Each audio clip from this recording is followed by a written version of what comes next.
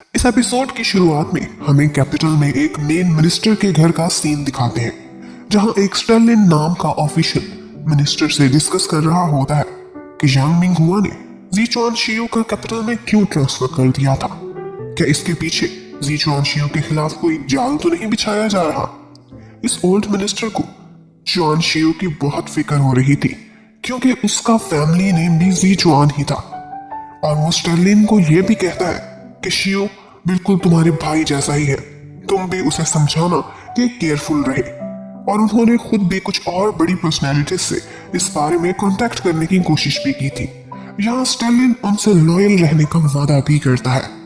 फिर हम देखते हैं कि जी चुआन शियो अपना सफर पूरा करके वापस कैपिटल पहुंच जाता है अपने सिपाहियों के साथ। उसके साथ अपनी बग्घी में बैठकर वो राजकुमारी भी साथ साथ ही होती है। अब कुछ सिपाही राजकुमारी को लेकर कमांडर ऑफिस की तरफ बढ़ जाते हैं, जबकि बाकी सिपाहियों को चुआन शियो बैरक की तरफ लेकर जाने लगता है। बैरक जाते जाते रास्ते में चुआन शियो के फ्रेंड्स कैपिटल की सैर भी करते जाते हैं। लो जाई ने पहली दफा कोई बड़ा शहर देखा था, तो वो कुछ अजीब सा बिहेव करने लगता है, जिसकी वजह से गुजरते लोग भी उसका मजाक उड़ाने लगते हैं। जी चुआन तो बातों बातों में उसे पेंडू भी कह देता है और बाकी भी सारे उसका मजाक उड़ाते हैं। यहाँ हमें एक फ्लावर शॉप पर एक गर्ल आहनिंग दिखती है, जो कि उन फूलों से भी ज्यादा सुंदर लग रही थी। यहाँ पर खड़ा एक लड़का जिसका नाम सिवैन कियांग था, वो उससे फ्लर्ट करने लगता है और वो बुके उसे गिफ्ट भी करना चाहता था।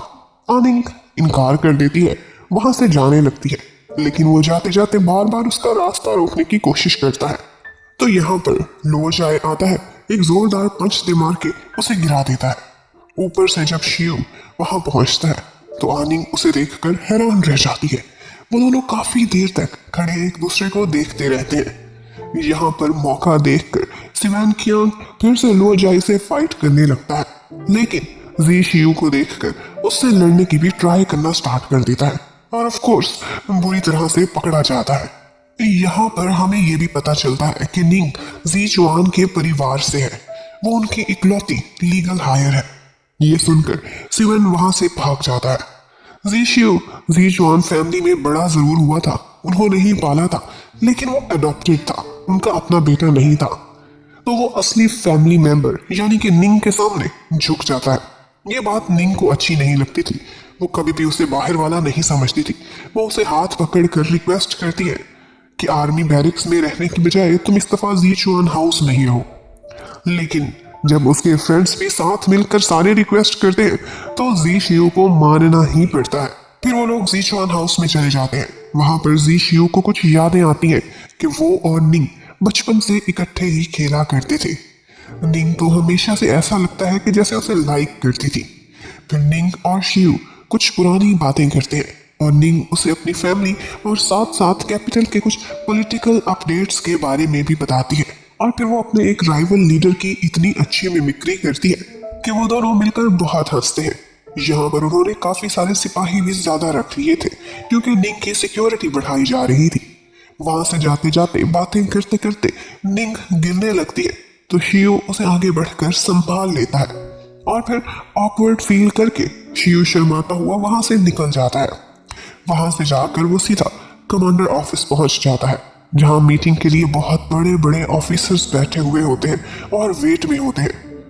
वहां दो कमांडर्स की आपस में इस बात पे बहस होने लगती है कि शियो तो इतना जूनियर है, उसे इस मीटिंग में क्यों बुला लिया है। लेकिन जी चुआन शियो बहुत कमाल की महारत रखता था, वो अपने तरीके से मक्खन लगाई हुई बातें करके उनकी लड़ाई को दबा देता है। यहाँ पर हमें एक बूढ़ा ऑफिसर नजर आता है जिसकी तबीयत थोड़ी खराब होती है, तो जी चुआन शियो को उसकी बहुत फिक्र होने लगती है। वो उसी के पास खड़ा होता है कि बाकी सारे ऑफिसर्स एकदम खड़े हो जाते हैं, क्योंकि यांग मिंग हुआ के आने का अब वक्त हो गया था। और यहीं पर ही पार्ट नंबर 3 खत्म हो जाता है।